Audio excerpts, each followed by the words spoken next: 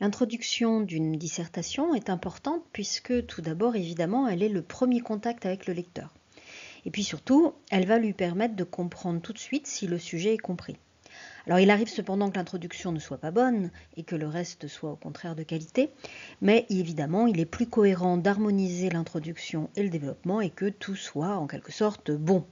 Alors qu'est-ce que ça veut dire bon justement? Une bonne introduction est construite et comporte une analyse du sujet pertinente. Voyons ce qu'il en est. Prenons tout d'abord ce sujet et appliquons la première étape de la méthode, c'est-à-dire l'analyse du sujet. Vous allez voir qu'en réalité, ce sont ces éléments, ce qu'on va trouver dans l'analyse du sujet, qui vont vous servir ensuite pour rédiger l'introduction.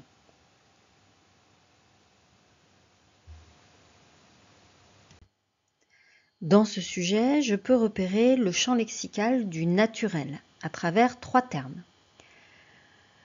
Visage, nature, connaître. Mais je peux également repérer un autre champ lexical qui est celui du paraître avec de nouveau des mots comme masque, artifice, hypocrisie et théâtre. Ces deux champs lexicaux s'opposent et il est donc assez simple de les repérer, d'autant plus que le sujet le précise clairement et que les derniers mots importants, condamnation et incitation, orientent vers un choix à faire. En effet, pour Béatrice Guillon, il y a chez La Bruyère une condamnation, puisqu'il blâme les apparences et puis que d'un autre côté, il fait l'éloge de la connaissance de soi, de la lucidité en quelque sorte qu'on peut avoir vis-à-vis de soi, mais aussi vis-à-vis des autres. Et nous dit Béatrice Guillon, il y a un double mouvement de blâme, de condamnation, et un éloge, une incitation, qui va se faire donc d'une manière constante. Alors maintenant que je comprends un peu mieux cette citation, qui me semblait pourtant compliquée, je peux commencer à formuler ma problématique et à m'interroger sur l'intention du sujet. Alors, dans un premier temps, je peux formuler ma problématique sous une forme affirmative, puisqu'en effet, la problématique au départ, c'est toujours à partir de la thèse qui est proposée par le sujet telle que je l'ai comprise. Donc ici, l'objectif de La Bruyère est à la fois de rendre le lecteur clairvoyant sur son propre masque et de refuser le règne du paraître, l'hypocrisie, etc. Alors, je l'ai formulé d'une manière affirmative, une simple phrase, et à ce moment-là, je vais continuer de suivre la méthode, c'est-à-dire que là, je vais m'interroger sur l'intention du sujet. Est-ce que je dois illustrer le sujet, c'est-à-dire montrer en quoi la thèse proposée est exacte? Et de fait, en l'étudiant, je me dis, bah oui, c'est exact, je ne peux que la prouver, que l'illustrer en la soutenant par différents arguments. Donc ça, c'est les plans qu'on va appeler les plans thématiques, où j'illustre, où je prouve le sujet. Et puis l'autre type de plan, c'est le plan dit dialectique ou encore critique, où je vais nuancer le sujet, c'est-à-dire que je vais montrer qu'il est juste sur certains points, mais qu'on pouvait le compléter, donc le nuancer sur d'autres points. Alors pour ce sujet, je repère vite, grâce à mes connaissances évidemment, que Béatrice Guillon résume en fait très bien ce que fait La Bruyère dans l'œuvre et je vais donc l'approuver.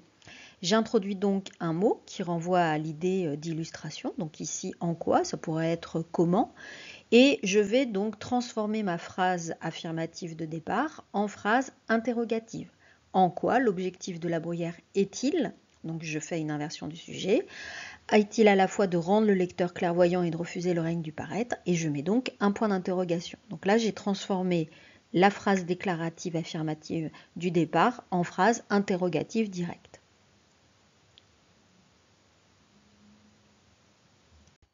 Après avoir formulé ma problématique, je passe aux autres étapes de la méthode.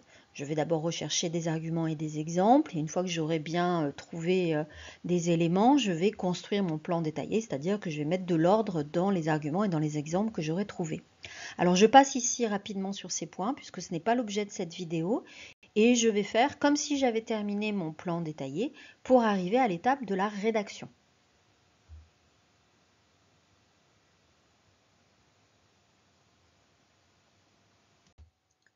Mon introduction se compose de 3 éléments. Une amorce, la reprise du sujet et son analyse, et puis donc la problématique avec l'annonce du plan qui est donc la réponse que j'apporte à ma problématique. Donc ce pourquoi il est préférable d'énoncer sa problématique sous forme de question directe puisque le plan est la réponse à cette problématique. Alors ici, je prends l'exemple d'une copie d'élève pour montrer déjà la présentation. L'introduction, elle doit être relativement courte. Elle se présente en fait comme un paragraphe avec un alinéa et on ne fait pas de retour à la ligne à l'intérieur, c'est une sorte de bloc. Alors, dans l'introduction, on a donc ici je reprends cet exemple, on a donc une amorce qui est ici centrée sur l'être et le paraître. Ensuite, on a le sujet avec l'analyse du sujet. Donc, vous voyez qu'ici, on va reconnaître toute la réflexion qu'on a pu avoir dans l'étape première qui est donc l'analyse du sujet. Et puis donc enfin, la problématique et l'annonce du plan.